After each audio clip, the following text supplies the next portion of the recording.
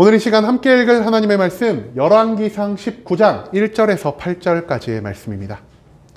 구약성경 548페이지 열왕기상 19장 1절부터 8절까지의 말씀, 여러분들을 대표해서 제가 읽도록 하겠습니다.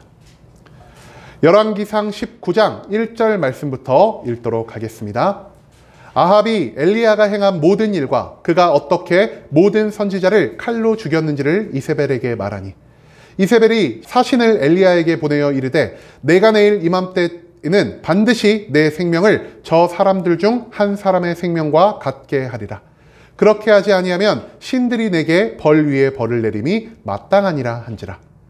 그가 이 형편을 보고 일어나 자기의 생명을 위해 도망하여 유다에 속한 브엘세바에 이르러 자기의 사환을 그곳에 머물게 하고, 자기 자신은 광야로 들어가 하룻길쯤 가서 한 로뎀나무 아래에 앉아서 자기가 죽기를 원하여 이르되, 여호와여, 넉넉하오니 지금 내 생명을 거두시옵소서. 나는 내 조상들보다 낫지 못하니이다 하고, 로뎀나무 아래에 누워 자더니 천사가 그를 어루만지며 그에게 이르되, 일어나서 먹으라 하는지라. 본즉 머리맡에 숯불에 구운 떡과 한 병의 물이 있더라. 이에 먹고 마시고 다시 누웠더니 여호와의 천사가 또 다시 와서 어루만지며 이르되, 일어나 먹으라. 내가 갈 길을 다 가지 못할까 하노라 하는지라. 이에 일어나 먹고 마시고 그 음식물의 힘을 의지하여 40주 40야를 가서 하나님의 산 호렙에 이르니라. 아멘. 오늘 이 시간 우리는 먹고 마시고 눕고 걷고 라는 제목을 갖고 오늘 우리가 읽은 하나님의 말씀 함께 나누는 시간 갖도록 하겠습니다. 여러분, 제가 계속해서 여쭤보죠. 우리가 굉장히 긴 연휴의 시간을 가졌습니다. 이 긴 연휴의 시간 즐겁게 보내셨나요? 이 긴 연휴의 시간이요, 제가 인생을 통틀어서 생각해 보니까 순수하게 공휴일만 가지고 이렇게 길게 쉬어본 적이 정말 드문 일인 것 같습니다. 그래서 제가 여러분들이 얼마나 쉬었는지를 더 정확하게 보여드리기 위해서 이렇게 좀 달력을 준비해 왔습니다. 여러분, 우리가 원래 정확하게 쉬는 날이 언제죠? 정확히 쉰 날, 설날이죠? 29일이 설날이어가지고요, 설 연휴 앞뒤로해가지고 원래 28, 29, 30일만 쉬면 됐습니다. 그런데 여기서 놀라운 기쁜 소식이 하나 발견합니다. 정부에서 갑자기 27일을 대체 공휴일로 만들어준다고 하는 겁니다. 이 소식을 딱 들었을 때 직장인들이 어떤 생각을 제일 많이 했을까요? 30일을 연차. 30일을 연차. 여러분들 아직 생각을 조금 여셔야 합니다. 우리가 24일, 30일을 이틀 휴가를 딱 내면 어떻게 되냐? 이렇게 24, 25, 26, 27, 28, 29, 30, 30일, 2월 1, 2일까지 무려 10일이나 되는 연차를 사용할 수 있게 되는 것입니다. 굉장히 놀라운 일 아닙니까? 여러분, 그런데 이처럼 길고 긴 휴식의 시간 가운데에서 어떤 분들은 이 휴식의 시간을 모두 누리고 난 다음에도 아쉽다, 한 일주일 정도만 더 쉬었으면 좋았을 텐데, 이런 생각을 하실 수도 있을 것 같고요. 어떤 분들은 한 3일 정도까지는 즐거웠는데 그 다음날부터는 이제 슬슬 좀 지겨워지는데, 이런 마음을 품으시는 분들도 계시겠고요. 어떤 분들은 조금 걱정이 되시는 분들도 있을 것 같습니다. 사업장이 10일 넘게 쉬면 안 되는데, 또 이렇게 오래 쉬면은 내가 일상으로 복귀했을 때 내가 좀 힘들어지지 않을까라는 이러한 생각을 우리가 충분히 할 수가 있다라는 것입니다. 이처럼 똑같은 긴 휴일을 맞았음에도 불구하고요, 우리 각 사람이 이 휴일을 대하는 생각이 너무나 다를 수가 있다라는 것이죠. 그런데요, 휴일을 대하는 우리들의 생각이 중요한 것일까요? 우리는요, 휴일을 대하는 우리들의 생각보다 하나님이 왜 이처럼 긴 휴일을 우리에게 허락하셨는지를 먼저 생각하며 살아갈 필요가 있다라는 것입니다. 그렇다면 오늘 이 말씀을 통해서 왜 하나님이 우리에게 이처럼 긴 휴일을 주시는지, 우리가 이 긴 휴일을 통해 하나님의 무엇을 발견해야만 하는지 오늘 본문 말씀 한 절 한 절 찾아보면서 함께 알아보는 시간 갖도록 하겠습니다. 여러분, 오늘 말씀을 온전히 이해하기 위해서는요, 오늘 말씀 직전에 어떤 일이 일어났는지에 대한 그 배경을 우리가 먼저 알아볼 필요가 있을 것 같습니다. 오늘 본문 말씀의 주인공인 엘리야는요, 그 당시 북이스라엘에서 활동하던 하나님의 선지자였습니다. 그런데 이 북이스라엘이 어떤 나라였냐? 하나님의 백성이라는 이스라엘 10지파가 모여있는 나라였음에도 불구하고 그들은 하나님을 믿는 것이 아닌 하나님 외의 다른 신, 바알이나 아세라와 같은 우상을 섬기며 살아갔던 자들이었습니다. 단순히 우상만 섬기며 살아가면 상관이 없는데요. 그들은 심지어 하나님을 믿는 이 하나님의 거룩한 성도들을 핍박하고 죽이며 고난을 주는 이러한 악한 일들을 이 나라 가운데에서 엄청나게 많이 만들고 있었다라는 것이죠. 이런 환경 속에서 엘리야는요, 하나님의 사명에 따라서 갈멜산 위에서 바알, 아세라 선지자들과 맞붙어서 하나님의 놀라운 기적을 보이게 됩니다. 그리고 그 기적을 보임으로 인해 하나님이야말로 진정 살아계신 신이시며 하나님이야말로 이 땅에서 못 이룰 것이 없으신 전지전능한 분이다라는 사실을 증명할 수 있게 되었고요. 그 바알을 믿는 모든 선지자들을 데리고 내려와 칼로 쳐 죽이는 놀라운 승리를 만들어냈다라는 것이죠. 이러한 어마어마한 기적을 만들어내고 놀라운 승리를 만들어낸 다음 엘리야의 마음속에 어떤 생각이 자리 잡았을까요? 됐다. 이제 북이스라엘은 변화될 것이다. 하나님이 이처럼 놀라운 기적과 승리를 만들어 주셨으니 저 우상을 숭배하던 아합 왕과 이세벨 여왕은 하나님께 즉시 회개하고 돌아올 것이요, 이 북이스라엘 왕국이 다시 하나님이 기뻐하시는 온전한 나라로 변화하게 될 거야라는 이러한 마음을 가지게 되었다라는 것입니다. 그런데요, 오늘 본문 말씀이 시작함과 동시에 엘리야의 이런 예상이요 모두 무너져 버리게 됩니다. 바알과 아세라를 정말 열렬히 섬기던 그 당시 이세벨 여왕은요, 엘리야를 향해 어떤 말을 했죠? 엘리야, 네가 감히 내가 믿는 신의 선지자들을 죽여? 내가 내일까지 너의 생명을 내 신의 이름을 걸고 빼앗아 버릴 거야. 너를 반드시 죽여버릴 거라는 이러한 선포를 하게 되었다라는 것입니다. 엘리야는요, 이 선포를 듣고 너무 놀라게 됩니다. 아니, 분명히 하나님이 기적을 만드셨는데, 분명히 하나님이 바알 선지자들을 모두 칼로 쳐 죽이게 하셨는데 왜 아직도 저 사람은 회개하지 않지? 왜 하나님이 아직도 이스라엘을 변화시키지 않지? 왜 내 생각과는 다른 일이 이렇게 나의 삶 가운데 찾아오게 되는 것이지라는 엄청난 충격을 받게 되었다라는 것입니다. 그리고 갑자기 이 이세벨의 사형 선고로 인해 두려워진 엘리야는요, 이 자기가 거하는 북이스라엘을 떠나 남유다 왕국으로 황급하게 도망치게 됩니다. 엘리야가 얼마나 두려웠는지를 알아보기 위해서 우리가 엘리야가 어느 정도의 거리를 도망쳤는지를 함께 알아보면 좋을 것 같은데요. 제가 그래서 좀 지도를 준비해 봤습니다. 그런데 지도가 좀 다 영어로 써 있어가지고 여러분들이 읽기가 어려우시죠? 그래가지고 제가 이 빨간색 네모칸 지역으로 그 당시 엘리야가 활동하던 북이스라엘 왕국을 좀 표시해 봤습니다. 이 북이스라엘 왕국에서 엘리야는요, 남유다 왕국의 제일 남쪽에 있는 브엘세바까지 도망을 쳤다라고 합니다. 그런데 이 북이스라엘 왕국부터 브엘세바까지의 거리가 한 어느 정도 될 것 같으십니까?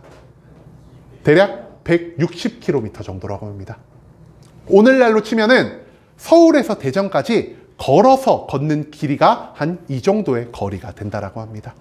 그런데요, 나라를 떠나서 한 나라의 최남단까지 내려왔고요. 그리고 이 남단까지 내려왔음에도 불구하고 아직까지 이세벨 여왕에 대한 두려움을 온전히 떨치지 못한 엘리야는요, 여기에 사환을 냅두고 다시 한번 이 남쪽에 있는 광야로 하룻길을 더 들어가서 그 광야 가운데 있는 로뎀 나무 아래에 엎드려 하나님께 울부짖으며 자신의 생명을 구해줄 것을 요청하는 모습을 보입니다. 그리고 엘리야가 이렇게 하나님께 울부짖었을 때 하나님이 엘리야를 어떻게 하십니까? 하나님은 엘리야를 온전히 회복시키셨고요. 이렇게 엘리야를 회복시키심으로 인해 너가 나를 만나기 위해 하나님의 산인 호렙으로 나아오라라는 명령을 하시면서 다시 한번 엘리야를 먼 길로 떠나게 하셨다는 것이 바로 오늘 본문의 전체적인 내용이라 할 수 있겠습니다. 여러분, 오늘 본문 말씀 가운데서 엘리야는 지금 어떤 모습을 보이고 있다라 할 수 있을까요? 엘리야는 지금요, 극심한 영적인 침체와 우울증을 경험하고 있는 상태라 할 수 있겠습니다. 그런데 여기서 우리가 한 가지 의문을 가질 수 있을 것 같습니다. 아니, 이처럼 놀라운 기적을 만들어내고 이방 선지자와의 싸움에서 엄청난 승리를 만들어낸 엘리야가 왜 영적 침체에 빠지지? 왜 우울증에 빠지지라는 이러한 생각을 우리가 충분히 할 수가 있다는 것이죠. 여러분, 우리는요, 기적과 부정적인 것을 연결지어서 생각하지 못하는 것 같습니다. 나의 삶 가운데 기적적인 일이 일어나면은 무조건 그것이 나의 삶에 기쁨과 행복과 평안을 가져다 줄 것이라고 생각하는 것이 바로 우리 생각의 한계라는 것이죠. 하지만 엘리야가 만들어낸 기적이 오히려 엘리야에게 무엇이 되었습니까? 엘리야에게 무엇보다 큰 위협으로 돌아오고 있다는 것을 오늘 본문 말씀에서 우리가 찾아볼 수가 있다는 것입니다.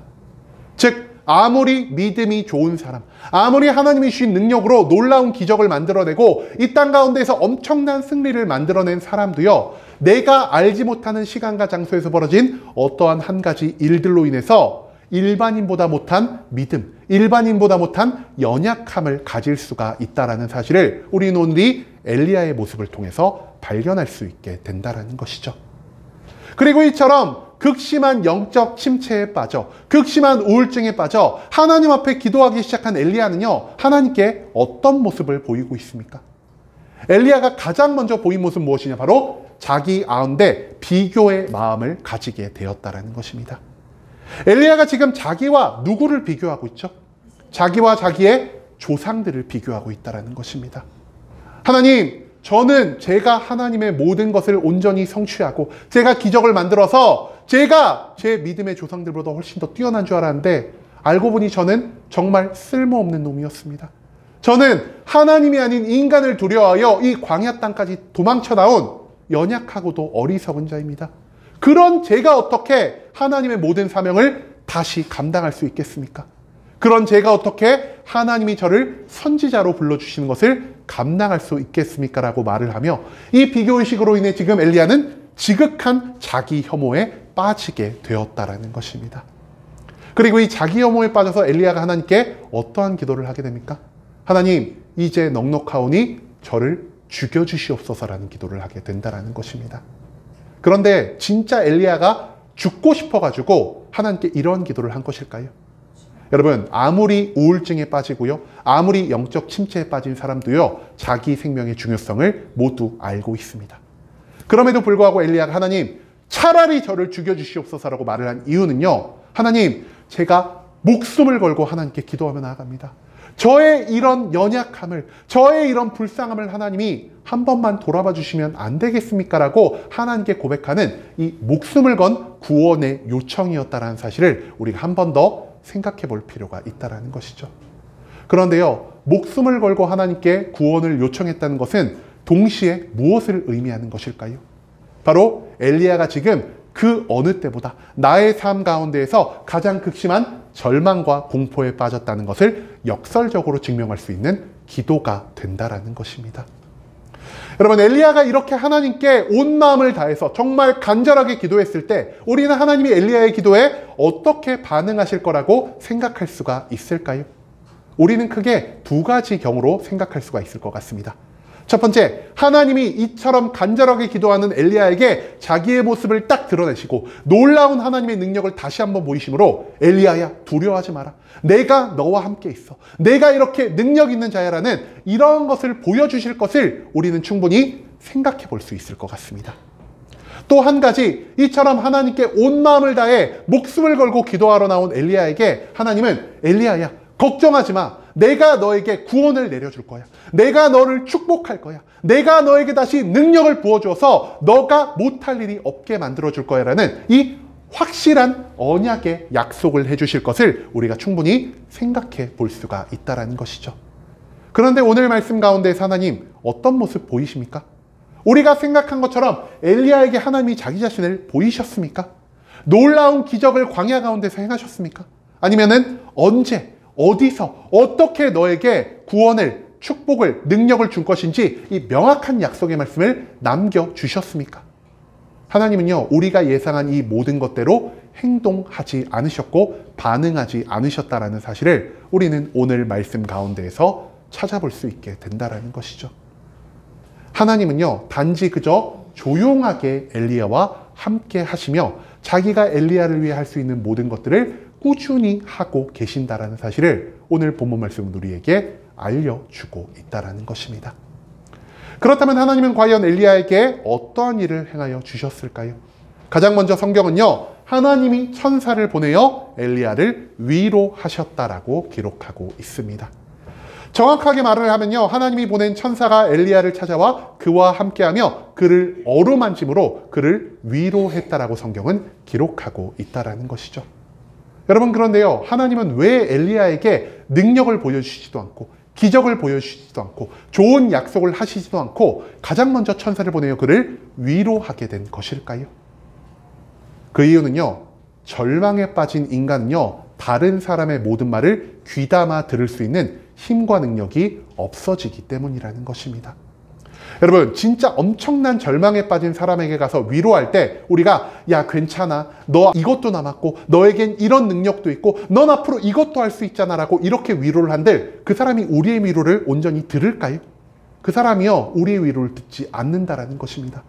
우리가 아무리 많은 돈을 그 사람에게 보여주고 아무리 좋은 말로 그 사람을 위로해도요, 극심한 절망과 영적 침체에 빠진 사람은요, 외부와의 소통을 완전히 단절시키고 나 자신의 절망에 빠져서 오직 나 스스로가 멸망할 것이다, 죽을 수밖에 없을 것이다, 계속된 실패를 반복할 수밖에 없을 것이다 라는 이러한 자기 혐오에 빠질 수밖에 없다라는 것입니다. 하나님은요, 이 모든 것들을 알고 계셨습니다. 그렇기 때문에 엘리야에게 좋은 것을 보여주시기보다, 놀라운 것을 보여주시기보다, 아름다운 말로 그에게 약속하시기보다 가장 먼저 그의 영혼을 위로하기로 결정을 하셨다라는 것입니다. 여러분, 이 세상의 모든 사람들은요, 다른 어떠한 사람들을 절망 가운데서 온전히 위로할 수 있는 충분한 능력을 갖고 있지 않습니다. 오직 인간의 창조자이시자 우리가 알지 못한 우리의 깊은 속마음을 가진 하나님만이 우리를 온전히 위로할 수 있으시고 우리를 이 절망과 자기 혐오 가운데에서 일으키실 수 있다는 사실을 우리가 이 천사를 보낸 하나님의 모습을 통해서 기억할 수 있게 되기를 소망합니다. 두 번째로 하나님이 엘리야에게 행하신 것 무엇이었을까요? 굉장히 뜬금없게요, 하나님은 숯불에 구운 떡과 물을 엘리야에게 공급하셨다라고 성경을 기록하고 있습니다. 여러분, 엘리야를 위로하셨으면은 엘리야를 위로하신 다음에 아까 우리가 생각한 것처럼 이제 기적을 보여주시거나 약속의 말씀을 해주시면 될 것 같은데 왜 그럼에도 불구하고 하나님은 갑자기 너무나 뜬금없이 구운 떡과 물을 엘리야에게 예비하시고 그에게 그것을 먹게 하신 것일까요? 여러분, 인간은요, 전인적인 존재입니다. 여러분, 전인적인 존재란 말 혹시 들어보셨나요? 인간은요, 영혼만으로 존재하는 존재도 아니고요, 육신만으로 존재하는 존재도 아니라는 것입니다. 영혼과 육신이 온전히 하나가 되어서 우리라는 존재를 완성할 수 있게 된다는 것이 바로 전인적인 인간이라는 뜻이라는 것이죠. 이 말인즉슨 무엇이냐? 우리의 육신이요, 우리의 영혼과 정신에 영향을 미칠 수가 있고요, 반대로 우리의 정신과 신앙이요, 우리 육신에 영향을 미칠 수도 있다는 것입니다. 여러분, 사람들이 오랫동안 질병을 감당하고 살아가면은 그들의 정신이 어떻게 될까요? 굉장히 부정적인 것으로 변화되는 것, 우리 주변에서 너무나 많이 발견할 수 있지 않겠습니까? 그와 마찬가지로 지금 극심한 신앙과 정신의 상처를 입은 엘리야의 육신이 어떻게 되겠습니까? 엘리야의 육신이요, 자기도 모르는 순간에 점차 쇠약해질 수밖에 없다라는 것입니다. 그렇기 때문에 하나님은 아셨습니다. 엘리야의 영혼만, 엘리야의 정신적인 부분만 위로해서는 엘리야가 온전히 바로 설 수가 없겠구나. 내가 일용할 양식을 그에게 공급함으로 그의 육신을 회복시켜야만 그가 다시 자신의 신앙을, 자신의 온전한 삶을 회복할 수 있는 이 토대를 만들 수 있겠구나라는 것을 하나님은 오늘 이 말씀을 통해서 우리에게 보여주고 계신다라는 것입니다. 한마디로 하나님의 회복케 하심, 하나님의 위로하심은요, 단순히 우리 영혼에만 국한된 것이 아닌 우리의 영혼과 우리의 육신의 이 모든 부분에 발생한다라는 사실, 그것을 또한 우리가 잊지 않을 수 있기를 소망합니다. 그 다음 하나님은 세 번째로 엘리야에게 어떤 모습을 보이셨습니까? 오늘 본문 말씀에서 하나님은요, 엘리야를 눕게 하셨다라고 기록하고 있습니다. 여러분, 눕다라는 것은 정확히 무엇을 의미하는 것이냐? 숙면을 취하게 되었다는 것을 의미하는 표현이기도 합니다. 그런데요, 엘리야가 지금 어디에서 하나님께 기도를 드리고 있죠? 로뎀나무 아래서. 근데 그 로뎀나무가 어디에 있는 로뎀나무일까요? 광야에 있는 로뎀나무라는 것입니다. 여러분, 근데 광야가요, 어떤 장소일까요? 광야가 정말 우리가 숙면하기에 좋은 장소를 할 수 있을까요? 광야, 제가 사진을 좀 준비해 봤습니다. 여러분, 사막이 아니라요, 돌들이 굴러다니고 흙먼지가 휘날리고 땅바닥이 단단하여서 오래 걸으면은 너무나 피로함을 만드는 이 밤소를 우리는 광야라 부르고 있다라는 것입니다. 여러분, 광야는 어떤 장소일까요? 첫 번째로 광야는요, 굉장히 뜨거운 열기가 넘치고요, 밤에는 차가운 한기가 넘치는 장소입니다. 하늘에는 태양빛이 계속 내리치는데 내 머리를 가릴 곳 하나가 없어가지고 계속된 태양빛을 내가 맞아야 하는 장소가 광야이고요. 그와 동시에 땅이 열을 온전히 다 흡수하지 못하기 때문에 열을 밤사이에서 다시 우리에게 돌려주는, 즉 머리 위와 머리 아래가 모두 뜨거운 열기, 그리고 밤에는 차가운 한기로 가득 찬 곳이 바로 이 광야라 할 수 있다는 것이죠. 여러분, 이처럼 너무 덥고 너무 추운 환경 가운데에서 우리가 집도 없이 천막도 없이 그 자리에 누워서 온전한 숙면을 취할 수 있겠습니까? 절대로 그럴 수가 없다라는 것이죠. 또한 광야는 어떤 장소냐? 흙먼지가 끊임없이 날리는 장소라 할 수 있겠습니다. 말을 할 때도 내 입에 흙먼지가 들어가고요. 숨을 쉴 때도 내 코에 흙먼지가 들어가고요. 잠시 앉았다 일어나거나 잠시 누웠다 일어나면은 내 온몸이 광야의 미세한 흙먼지로 덮이는 곳이 바로 엘리야가 누운 장소라는 것이죠. 흙먼지가 계속 나의 숨 쉬는 것을 방해하고 잠자는 것을 방해하는데 이것에서 온전한 숙면을 취할 수가 있겠습니까? 절대로 그럴 수 없다라는 것입니다. 세 번째로 이 광야는요, 야생 짐승들이 굉장히 많이 돌아다니는 장소입니다. 인간을 공격할 수 있고요, 인간의 생명을 위협할 수 있는 이 야생 짐승들이 언제 나를 공격하고 언제 나를 해야 할지 모르는 이 상황 가운데에서 인간이 마음을 놓고 푹 쉬는 것은 불가능한 일에 가깝다는 것이죠. 마지막으로 사진에 보시는 것과 마찬가지로 이 광야는요, 그늘이라고는 찾아볼 수가 없는 장소입니다. 내가 잠시 몸을 쉬어갈 장소도 없고요, 내가 잠시 육신의 여유를 가질 수 없는 장소가 바로 이 광야라 할 수 있다는 것이죠. 그런데요, 오늘 본문 말씀을 정말 심도 있게 깊이 잘 읽어보신 분들은요, 이 그늘이 없다라는 말에 조금 반박을 하실 수도 있을 것 같습니다. 지금 엘리야가 어느 장소에 있다라고요? 로뎀 나무 아래. 로뎀 나무 아래면 거기에 그늘이 있지 않겠나? 이런 생각을 우리가 충분히 할 수가 있겠죠. 그래서 제가 여러분들의 이해를 돕기 위해서 이 로뎀 나무가 어떻게 생겼는지를 좀 준비를 해왔습니다. 여러분, 로뎀 나무가요, 요 정도의 나무라고 합니다. 크기가 작게는 1m, 높게는 1.5m 정도까지밖에 자라지 않고요. 그리고 무성한 잎이나 가지나 줄기가 없어서 정말 그늘이라고 말하기에 민망한 수준의 그늘밖에 만들지 못하는 것이 바로 이 로뎀 나무라는 것이죠. 이 로뎀 나무를 조금 우리나라 말로 바꾸면 여러분들이 조금 더 쉽게 이해할 수 있을 것 같은데요. 이것을 우리가 쌀이나무라고 부릅니다. 쌀이 빗자루를 만들 때 그 가느다란 나뭇가지가 수없이 많이 나 있는, 하지만 그 뭔가 무성하지 못한 잎과 사람에게 그늘을 만들어주지 못하는 그런 나무를 우리는 로뎀 나무라고 부르고 있다는 것이죠. 여러분, 그런데 왜 그늘도 없는 이 로뎀 나무에 엘리야가 아래 자리를 잡은 것일까요? 엘리야는요, 앞서도 말씀드렸듯이 지금 너무나 극심한 절망과 너무나 극심한 영적 침체와 우울증에 빠져 있습니다. 광야 가운데에서 아무것도 의지할 것이 없었던 가운데 이 로뎀 나무가 보였을 때, 이 로뎀 나무를 붙잡지 않고서는 하나님께 기도조차 할 수 없었던 그 엘리야의 절대적인 절망을요, 우리가 이 로뎀 나무를 통해서도 발견할 수 있게 된다는 것이죠. 제가 방금 말씀드린 것과 마찬가지로 이 광야는요, 인간이 숙면을 하기에, 인간이 온전한 육신의 회복을 얻기에 좋은 장소라 할 수 없습니다. 그럼에도 불구하고 이 장소에서 하나님이 엘리야를 어떻게 하셨다라고요? 엘리야를 눕게 하셨다. 엘리야에게 숙면을 취하게 하심으로 그를 온전히 회복시키고 있다는 사실을 우리가 이 말씀 가운데에서 찾아볼 수 있게 된다는 것입니다. 이 말인즉슨 사람이 어떤 장소에 있든, 사람이 어떤 상황 가운데 놓여 있든, 사람이 어떤 시간 가운데 있든 하나님이 그와 함께 하신다면 하나님은 그 모든 상황 속에서 인간을 온전히 회복시킬 수 있는 분이라는 사실, 그것을 우리가 이 광야 가운데 숙면을 취한 엘리야의 모습을 통해 찾아볼 수 있게 된다는 것입니다.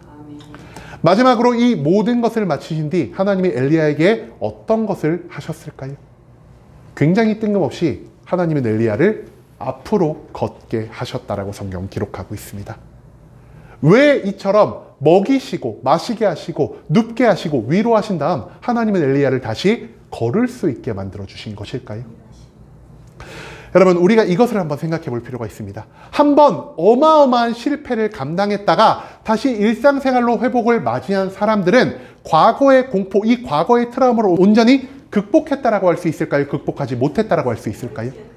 단순히 저들은요, 일상으로 복귀하는 회복만을 경험했을 뿐 그들이 과거의 실패에 대한 온전한 회복을 갖지 못하는, 즉 과거에 대한 공포에 트라우마를 가지고 있는 상태를 알 수도 있다는 것입니다. 그런데요, 우리의 삶 가운데 이 트라우마를 온전히 떨쳐내지 못한다면 우리는 어떠한 삶을 보일 수밖에 없을까요? 우리는요, 내가 과거의 삶에서 벗어나 미래를 향해 전진하는 것이 아니라 내가 익숙한 장소, 내가 편안한 장소를 계속 맴돌면서 그 과거의 자리에 안주하는 모습을 보일 수밖에 없다라는 것입니다. 여러분, 그런데요, 하나님이 우리를 회복해 하실 때 단순히 우리를 과거의 상태로 되돌리기 위해서 우리를 회복해 하시는 것입니까? 하나님은요, 단순히 우리를 원상태로 복구하시기 위해서 회복시키는 분이 아니라는 것입니다. 하나님은 우리를 회복시키실 때 원상태로 우리를 다시 복구해 주실 뿐 아니라 우리의 모든 트라우마를 완전히 회복시키심으로 인해 우리를 이전보다, 과거의 삶보다, 실패하기 전보다 훨씬 더 성공한 삶, 훨씬 더 나아진 삶으로 인도하시려는 계획을 가지고 계신다는 사실을 우리가 절대로 잊지 않을 수 있기를 소망합니다. 그렇기 때문에 하나님은요, 엘리야를 절대 그 자리에 머물게 하실 생각이 없으셨습니다. 또한 엘리야가 다시 자신의 과거 북이스라엘 고향 땅으로 돌아가서 그가 익숙한 자리, 그가 편안한 자리에서 안주하게 할 계획도 없으셨다라는 것이죠. 그렇기 때문에 하나님은요, 다시금 엘리야를 회복하시고 그를 트라우마에서 온전히 벗어나게 하실 뿐 아니라 그를 미래를 향해 걷게 하시며 그가 하나님의 온전한 뜻 가운데서 하나님의 모든 사명을 감당하며 살아가게 하시기 위해 다시 그를 걷게 하시고 하나님이 원하신 장소로 앞으로 나아가게 하셨다라는 사실을 우리가 또한 기억하며 나아갈 수 있기를 소망합니다. 여러분, 그런데요, 엘리야를 걷게 하신 하나님이 엘리야를 어디로 이동하셨다라고 오늘 본문의 마지막 말씀 말하고 있죠? 하나님의 산 호렙으로 이동시키셨다라 기록하고 있습니다. 그런데요, 엘리야가 이 호렙산까지 이동을 하는데 며칠이 걸렸다라고 성경 기록하고 있습니까? 40야 40주, 즉 밤낮으로 걸어 40일을 걸려 호렙산에 도착했다라고 성경 기록하고 있습니다. 그런데요, 실제 이 광야 초입에서 호렙산까지 40일이나 되는 거리가 걸릴까요? 제가 찾아보니까요, 광야의 초입부터 호렙산까지 고작 10일 정도의 기간밖에 걸리지 않는다라고 합니다. 그렇다면 왜 엘리야는 이 10일밖에 걸리지 않는 거리를 40일 동안 천천히 쉬엄쉬엄 나아간 것일까요? 이것을 통해 우리가 발견할 수 있는 건 무엇이냐? 바로 하나님이 엘리야를 강압적으로, 강제적으로 이동시키지 않으셨다라는 것입니다. 하나님이 하신 것 오직 무엇입니까? 하나님은요, 엘리야를 회복해 하시고요, 엘리야에게 호렙산으로 이동하라라는 명령만을 하셨습니다. 그리고 엘리야는 하나님의 회복해 하심을 경험한 다음 하나님의 명령에 따라 자기가 할 수 있는 데까지 호렙산을 향해 매일매일 전진하는 모습을 보였다라는 것이죠. 때로는 일반인이 걷는 거리의 절반만큼만 움직였을 수도 있겠고요. 때로는 일반인이 걷는 거리만큼 움직였을 수도 있겠고요. 때로는 다시 한번 자신 가운데 찾아온 절망과 괴로움으로 인해서 그가 한두 발자국밖에 걷지 못한 날도 분명 이 사실 가운데 존재하였을 것입니다. 그럼에도 불구하고 우리가 여기서 발견할 수 있는 건 무엇이냐? 엘리야는요, 자신의 자유의지에 따라 자발적으로 자신의 페이스에 맞춰서 하나님의 사명을 향해 한 발자국 한 발자국을 내딛고 있다라는 사실, 그것을 오늘 본문 말씀에서 우리가 찾아볼 수 있게 된다라는 것이죠. 즉, 하나님이 하신 일은요, 엘리야를 회복시키시고 엘리야에게 새로운 사명의 자리로 나아가기 위한 명령을 내리신 것에서 하나님은 자신의 모든 일을 멈추셨습니다. 그리고 이 모든 것 가운데에서 나를 향한 하나님의 사랑을, 나를 향한 하나님의 은혜를 경험한 엘리야는 어떤 모습을 보였다라고요? 다시 그 자리에 일어나 자신의 자유의지를 갖고 자발적으로 하나님 앞으로 나아가는 이런 아름다운 신앙의 성장의 모습을 보이게 되었다라는 사실, 그것을 또한 우리가 오늘 말씀 가운데에서 발견할 수 있게 된다라는 것입니다. 여러분, 엘리야를 향해 하나님이 무엇을 베풀어 주셨습니까? 하나님은 엘리야를요, 위로하시고 먹이시고 마시게 하시고 숙면하게 하셨습니다. 하지만 하나님의 회복해 하심은 여기서 멈춘 것이 아닌 엘리야에게 다시 한번 사명의 자리로 그를 인도하심으로 인해 자발적으로 엘리야가 사명의 자리를 향해 나아가게 하시는 데까지 이르렀다라는 것, 그것을 우리가 절대로 잊지 않을 수 있기를 소망합니다. 여러분, 우리는 과연 하나님 앞에서 어떤 삶의 모습을 보여야만 하는 것일까요? 신앙생활을 조금 오래 하신 분들, 그리고 신앙생활을 단순히 오래 하신 것만이 아니라 정말 열심과 최선을 다해서 신앙생활을 하신 분들은요, 우리가 어떤 삶을 살아야 할까라는 이 질문을 던졌을 때 아마도 가장 먼저 요한계시록 2장 10절의 말씀을 떠올릴 수 있을 것 같습니다. 여러분, 요한계시록 2장 10절에 우리가 굉장히 익숙하게 여기는 말씀 하나가 있습니다. 이 말씀 무엇이냐? 제가 여러분들과 함께 읽어보고자 하는데요. 너는 장차 받을 고난을 두려워하지 말라. 볼지어다 마귀가 장차 너희 가운데에서 몇 사람을 옥에 던져 시험을 받게 하리니 너희가 10일 동안 환난을 받으리라. 내가 죽도록 충성하라. 그리하면 내가 내게 생명의 관을 주리라. 여러분, 이 요한계시록 2장 10절 말씀에서 우리가 제일 눈에 딱 들어오는 말 무엇이라 할 수 있습니까? 바로 죽도록 충성하라는 말입니다. 그런데요, 이 앞뒤 문맥의 모든 것들, 이 내용 전체가 의미하는 바가 무엇인지를 고려하지 않고요, 오직 이 죽도록 충성하라는 단어 자체, 이 문장 자체에 꽂힌 수많은 목사님들이, 수많은 성도님들이 내 모든 것을 포기하고 내 가족을, 내 건강을, 내 쉴 수 있는 모든 시간을 포기하면서까지 하나님의 사역에만 집중하는 이러한 모습을 우리가 우리 주변에서 굉장히 많이 찾아볼 수 있게 된다는 것입니다. 여러분, 그런데요, 하나님이 나에게 주신 사역을 감당하는 것 나쁜 일입니까? 나쁜 일이라고는 할 수 없겠죠. 그럼에도 불구하고 우리가 이 가운데에서 두 가지의 문제점을 찾아낼 수 있다는 것입니다. 이 가운데에서 발생한 첫 번째 문제점이 무엇이냐? 우리가요, 잠시라도 쉬는 것을 죄로 여길 수 있게 된다는 것이죠. 내가 이렇게 오래 쉬어도 될까? 성경에서 분명 나에게 죽도록 하나님께 충성하라 그랬는데 내가 죽으면 죽었지 내가 잠시라도 쉴 수 없지. 내가 가족을 포기하면 포기했지 내가 하나님의 사역을 하는 데 있어서 잠시라도 멈출 수 없지라는 이러한 생각을 하며 살아가는 목사님들이 너무나 많다라는 것입니다. 즉, 이 사람들은요, 잠시라도 쉬는 것을 포기함으로 인해 하나님이 나에게 휴식을 주실 수 있다는 이 성경의 모든 말씀을 온전히 체험하지 못하는 불행함 가운데 살아갈 수밖에 없다라는 것이죠. 그리고 여기서 발생하는 두 번째 문제 무엇이냐? 여러분, 하나님은요, 어떤 사명을 성취함에 있어서 그 사명을 성취하기 위한 힘과 능력을 나에게 공급해 주시는 분이시고요, 내가 그 하나님의 힘과 능력을 공급받았을 때 내가 마음대로 하나님의 사명을 성취하게 하시는 분이 아닌 하나님의 때와 하나님의 장소와 하나님의 방법대로 그 사명을 성취하게 하시는 분이십니다. 하지만 내가 지나치게 열정이 넘칠 때 우리의 삶 가운데 어떤 일이 발생할 수 있냐?